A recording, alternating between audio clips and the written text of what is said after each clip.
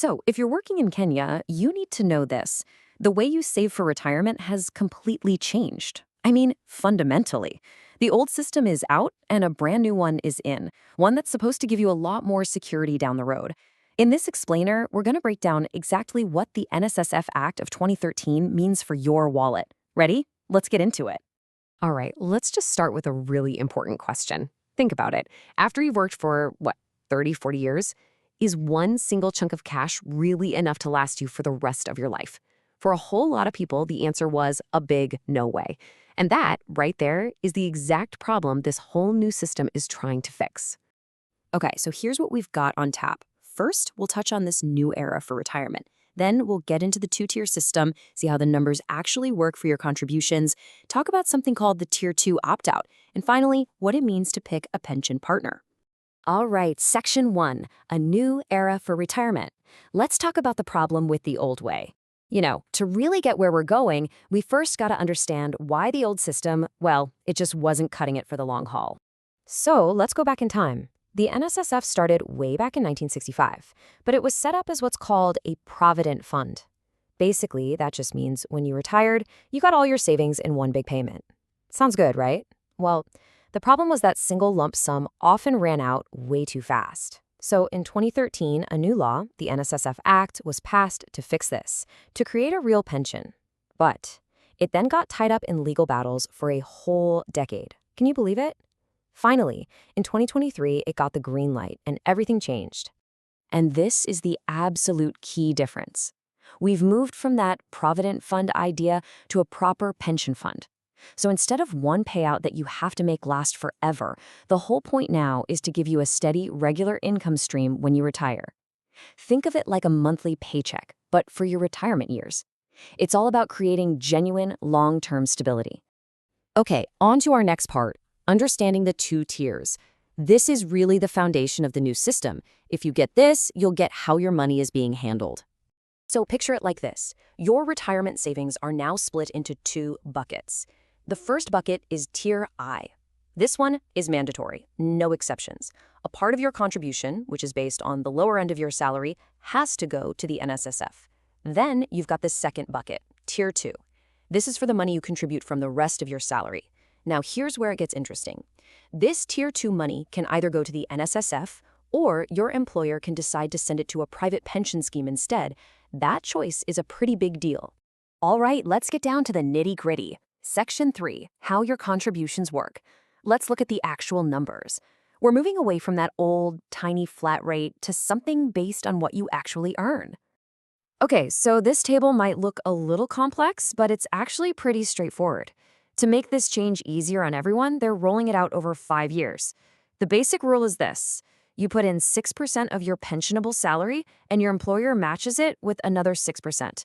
So that's a total of 12% of your earnings going into your retirement pot. As you can see, the salary limits that these percentages are based on go up every year, which means the total amount you save also goes up. You know what? To make this super clear, let's just pick 1 year and break it down. We're going to zoom in on year 4, which is 2026. All right, so for 2026, the first number you need to remember is 9,000 shillings. That's the lower earnings limit. This is the base amount for that mandatory Tier 1 bucket we talked about. So you take 6% of that 9,000 shillings, and what do you get? 540 shillings a month. That's your Tier I contribution. That amount, from both you and your employer, has to go to the NSSF. That's the part that's set in stone. Now, what about Tier 2? Well, that's calculated on whatever you earn above that 9,000 shilling mark, all the way up to an upper earnings limit of 108,000 shillings. The 6% you contribute on that chunk of your salary comes out to a maximum of 5,940 shillings. And this is the money that could go to a private scheme.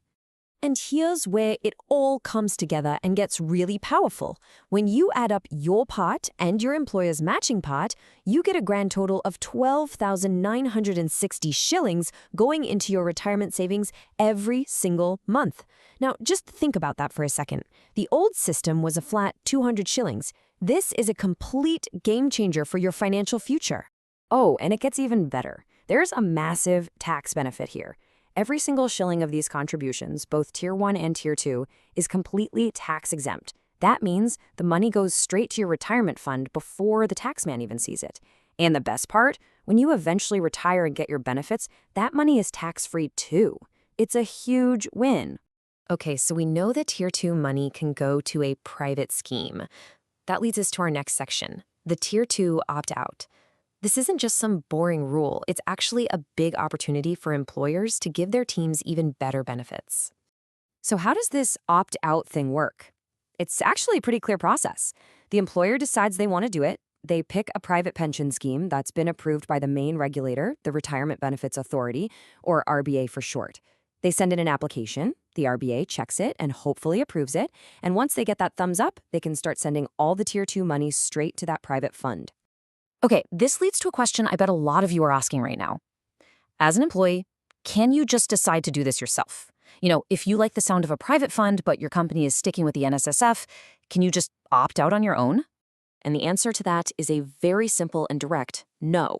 The decision to send Tier 2 contributions to a private scheme is made by the employer, and it's for the entire company. It's not a choice individual employees can make for themselves.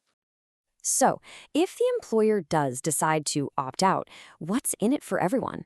That brings us to our final section, choosing your pension partner. Let's look at why a company might go this route and how it can help maximize both the growth and the security of your retirement savings. Well, the perks can be pretty compelling. Private schemes are often laser-focused on getting competitive returns through really smart investment strategies. Plus, they usually offer total transparency, online portals where you can log in and see exactly how your money is doing. And get this, it can mean getting your money much faster, like within a week when you retire. On top of that, they take care of all the paperwork, which is a big plus for the employer. And look, that's not just marketing talk. The data backs it up. This chart here shows the performance of some of the top private schemes in Kenya over a 5-year stretch. You can see there's a pattern of pretty solid, consistent returns. Take a look at a provider like APA Life, for instance. They've been averaging over 10% in that time. That's the kind of performance that can really make a difference to your final pot of money. And if we zoom out even further, APA Life's own numbers show they've averaged 10% times net returns over the last 8 years. That's the kind of consistency and focus on growth that makes an employer sit up and think, hey, maybe a private partner could really grow our employees' retirement funds more effectively. So let's wrap it all up with this final thought. The entire world of retirement savings in Kenya has been completely overhauled, all to build a more secure future for everyone. So the big question for you as an employee and for your employer is this: is your retirement plan truly set up to take full advantage of this brand new future?